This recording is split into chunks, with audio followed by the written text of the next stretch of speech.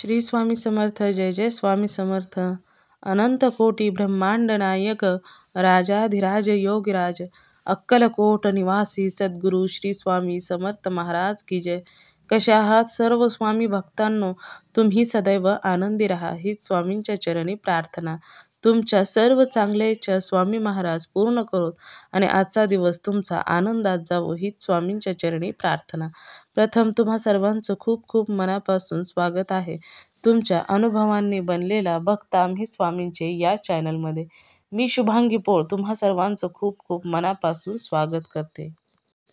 श्री स्वामी समर्थ हे नामस्मरणामध्ये एवढी ताकद आहे की अशक्य गोष्टी शक्य स्वामी हे करून दाखवत असतात. नेहमीच आपल्या भक्तांच्या बरोबर ठामपणे स्वामी असतात. कारण स्वामी हे आपल्या भक्तांना नेहमी म्हणत असतात की भिवू नकोस, मी तुझ्या पाठीशी आहे. आणि त्याच पद्धतीने स्वामी आपल्या भक्तांच्या पाठीशी देखील असतात. कारण श्री स्वामी समर्थांना जेवढी मनापासून आणि मनोभावे केलेली भक्ती ही खूप प्रिय असते. मग ती थोडी जरी असेल भक्ती तरी देखील हरकत नाही. जास्तच स्वामींची भक्ती दिवसभर करत बसावी असं कधीच स्वामींचं मत नसतं. स्वामी हे नेहमी म्हणतात की अगोदर तुमचे प्रामाणिकपणे कर्म करा आणि त्यातून वेळ भेटला की तुम्ही भक्ती करत राहा, नामस्मरण करा, जे तुम्हाला योग्य वाटेल ती सेवा करत राहा. परंतु तेवढीच मनापासून आणि मनोभावे केलेली सेवा ही स्वामींपर्यंत लवकर पोहोचत असते. त्याचबरोबर सर्वात महत्त्वाचा आहे तो म्हणजे विश्वास. ईश्वरावरती, भगवंतावरती तुमचा विश्वास असणं हे खूप महत्त्वाचं आहे.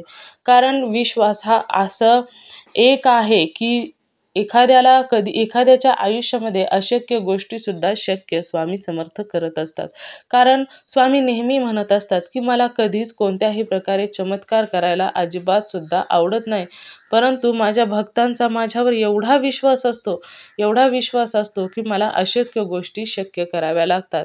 आणि त्यामुळेच त्या विश्वासामुळेच मला काही चमत्कार देखील करावे लागतात. आणि असेच चमत्कार घडल्यामुळे स्वामींचे अनुभव भक्तांच्या आयुष्यामध्ये घडत असतात. आजचा अनुभव देखील तेवढाच गोड आणि सुंदर आहे. आणि महत्त्वाचं म्हणजे ईश्वराची भक्ती करत असताना तुम्ही कोणत्याही देवाची भक्ती करू शकता. की एखादा दुसऱ्या देवाची भक्ती करतो आहे म्हणून तुम्ही पण त्याच देवाची भक्ती करावी असं नाही. तुमचा ज्या देवावर विश्वास आहे त्या देवाची तुम्ही भक्ती करू शकता. शेवटी भक्ती करणं हा विश्वासाचा प्रश्न आहे. आणि कधी आपण देवाला नाही निवडत, देव आपल्याला निवडत असतात. त्यामुळे कधी कोणत्या व्यक्तीला कोणता देव निवड करेल हे कोणी सांगू शकत नाही. आजचा अनुभव देखील तेवढाच गोड आणि सुंदर आहे. आजचा अनुभव एका ताईंचा आहे आणि त्या ताईंना सद्गुरूच्या बैठकीमध्ये आलेले जे अनुभव आहेत ते अनुभव आहेत. मग त्या ताई या रायगड येथील राहणाऱ्या आहेत. तर खरोखरच त्यांच्या आयुष्यामध्ये जे स्वामींनी किंवा सद्गुरूंनी जे सुंदर अनुभव दिलेले आहेत. शेवटी सर्व देव हे एकच असतात आणि सद्गुरू हे देखील दत्तगुरूंचेच अवतार आहेत. त्यामुळे जे काही अनुभव त्यांच्या आयुष्यामध्ये आलेले आहेत ते ऐकूया ताईंच्या शब्दामध्ये. चला तर मग ताई सांगायला सुरुवात करतात. स्वामी समर्थ. श्री स्वामी समर्थ. ते मला सांगते स्वामी, पण ते मला मठापासून लांब आहे. ते मला जाता येत नाही एकटीला आणि ते सांगतात सर्व. पण ते पहिलं जे माझी झाली नाही घटना ती आता ते हे करते स्वामी.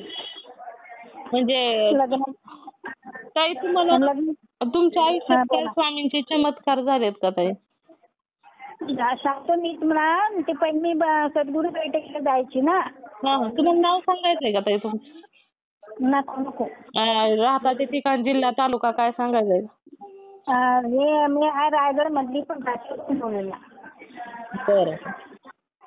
तर ते मी पहिली सद्गुरू बैठक करायची. तर मग माझ्या आईच्या घरी बी तिथं जवळच होती आणि सासरी बी जवळच होती. ते तेव्हा मला झाली नाहीये ते सद्गुरूंनी मला वाचवली. भरपूर झालं प्रॉब्लेम. म्हणजे काय झालं होतं का तुम्हाला? म्हणजे ही मुलं लहान होती, घरची चांगली माणसं नाही, बरोबर सासू सासरे चांगले होते. ते मुलं लहान, मग ते मला अलग टाकली. मग ते सासू दीर हे सासू चांगली होती, सासू काही बोलत नव्हती, सासू बरी होती. ते दीर बीर हे करायला लागले. नंतर ही मुलं लहान होती. ते मुलं लहान मग ते मला कारभारी काम केलं नाही केलं ते असं बळबळ करत राहायचे. आपली आली गावामध्ये मजुरी करायची. ते पोरं लहान त्यांची आपली पोटं भरायची. तुमचे असं मिस्टर करता वगैरे करता काय करत होते? हा मिस्टर काय करत होते? असंच ते दोघं ते होता केलं तर केलं नाही तर करत बसून राहायचे. हं, हं, हं. हा दोघं या ठिकाणी नव्हतं चक्रम होतं जरा. हं, हं. तर मग ते मुलं मोठी झाली जरा जरा मोठी झाली आणि मग तुमचं या गावातल्या माणसाने एखादे दोन सांगून मग ते माझं लई छेड केले. अरे बापरे! लई छेड म्हणजे काय लई छेड म्हणजे लईच छेड. पाण्यावर गेली पाटिकना, संडासला गेली पाटिकना, कुठं गेली पाटिकना, असं भरपूर भरपूर. पण घरची माणसं चांगली होती. हां. माझ्या बाजून सपोर्ट होता मला हां. त्यांचा. हां, हां, हां. कारण माझी काय चुकी नव्हती. हां, हां, हां. ते दुसऱ्याचं ऐकून माझी सौशी खायची. भरपूर भरपूर भरपूर म्हणजे भरपूरच करायची. हं, हं, हं. तर त्यातून मी आपली चोरून लपून बैठकीला आईच्या तिकडे जाऊन मी बैठकीला आपली जायची. लांब होती थोडी. हं. नंतर मग आमच्या आईच्या गावात झाली. नंतर मग हं, हं. तर असं गेले का मग तिकडे बी जायचे पाटिकला. हं, हं. पण ते कसे आमच्या गावातल्या बाया टेलिग्राममध्ये असायच्या गाडी रिक्षामध्ये मग मला काय वाटायचं नसतं. हं, हं. मग आईच्या तिकडे गेली का आईच्या तिकडे गेली मग आईच्या तिकडची बाया पण असायच्या माझ्या संगती. हं, हं. असं करता करता करता ते नाही म्हणजे लईच मग मला जाऊन पण द्यायचं तरी पण मी चोरून चोरून जायची. हां, हां. आणि तरी पण घरी सासू माझी जरा हे वयाचीच होती ती काय हे करायची नसतं. मुलं लहान लहान होती मग ते कमी करायला भेटत नसतं मला. हं. जायची पण एका याला असे जास्त गेलो का जास्तच ते बापाचं हे चालूच असायचं मटेरियल. हां, हां, हां. रात्रभर झोपायचं नसतं काही नसतं काही लई म्हणजे लई सांगायचं तर लई म्हणजे ते काही विचारूच नका.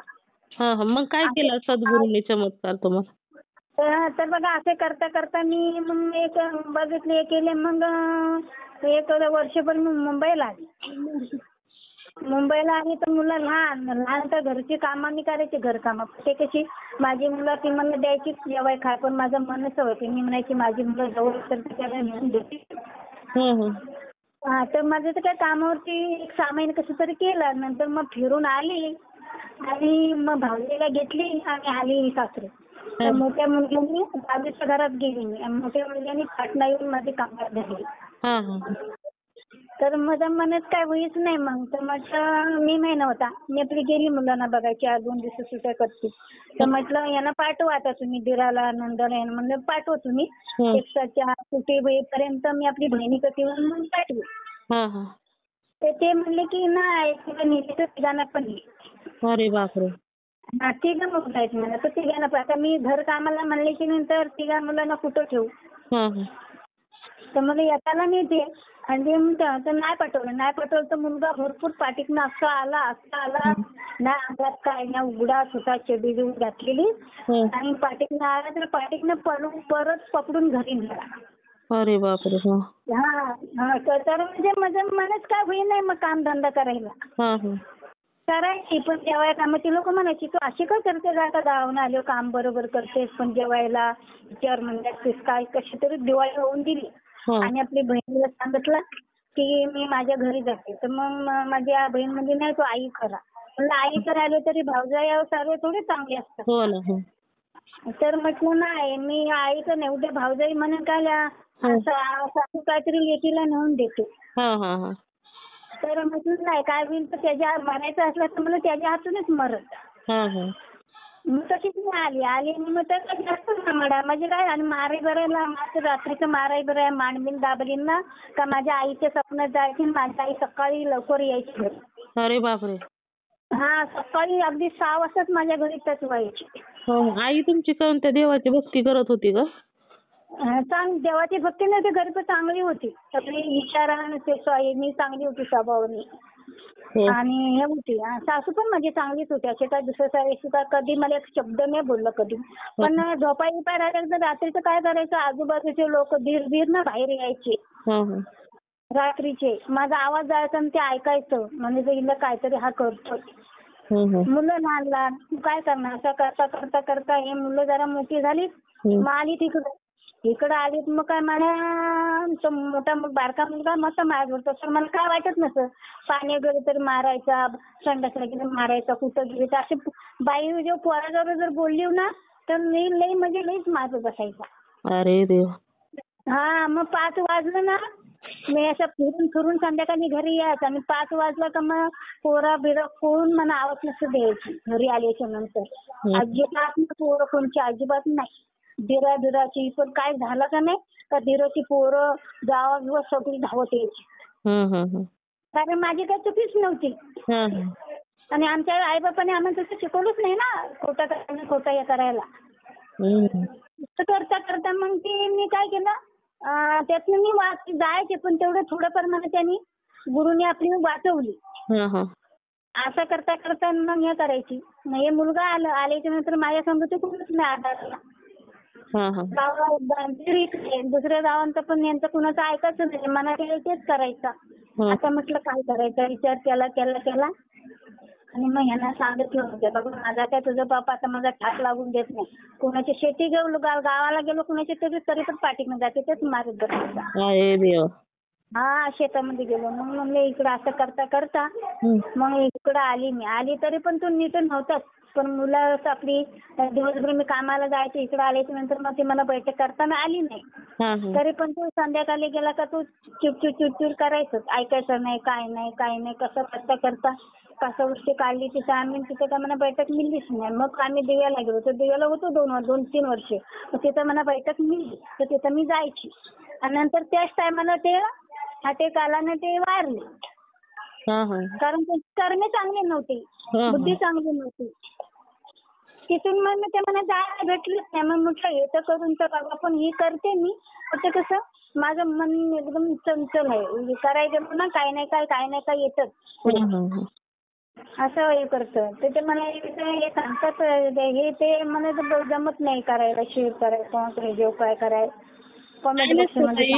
अनुभव शेअर करायचा म्हणजे आता आपण दोघी कसं बोलतोय त्या पद्धतीने तुमच्या आयुष्यात स्वामींनी काय काय तुम्ही बदल केले स्वामींच्या सेवेमध्ये आल्यानंतर हे सांगायचं. मी इकडे रेकॉर्डिंग करते आणि मग व्हिडिओ बनवून टाकते ताई. हे सांगता येईल तुझे पहिले जे काय झालं ते आम्ही केलेलं आहे. आम्ही बघितलंय. तुझ्या घरच्यांनी तुला हे की तुझं हे आहेत ना ते बेकार आहे तर तुम्हाला चालून देत नाही. तुझे मुलं तू सगळं कुटुंब चांगले तू चांगलीच आहेस.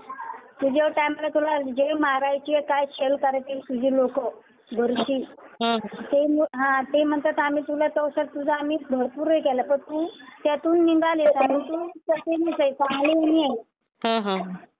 तू चांगले नाही याची आणि त्यातून तू हे करून तू त्यातून निघालीस बाहेर. त्याचे तू थांबलीच नाही बाहेर पडत गेलीस. हो ना स्वामींनी काढलंच बाहेर काय.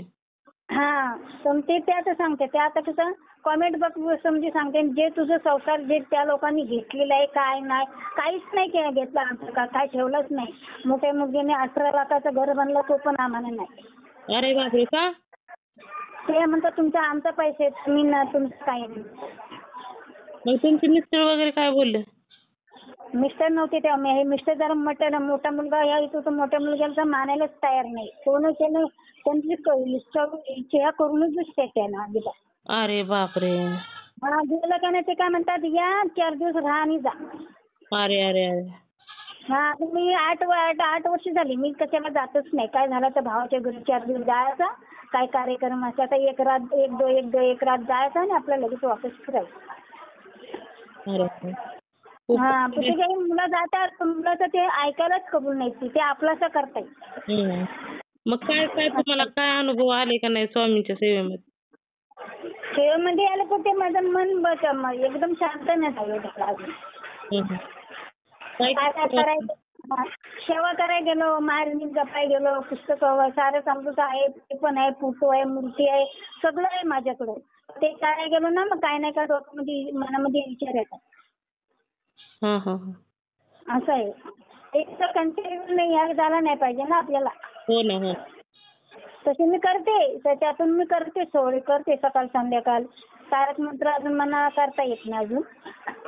लावून द्यायचं मोबाईल वरती तारक मंत्र आणि बोलायचं ताई. तेच करणार आहे का. ते कमेंट बॉक्स मध्ये मला नाही जमत ते तेवढे तुम्ही कमेंट बॉक्स मध्ये करा आणि शेअर करा. हो कमेंट राहू द्या. मी शेअर करते तुमचा अनुभव ताई. ठीक आहे चालेल ठीक आहे. चला श्री स्वामी समर्थ. ठीक आहे.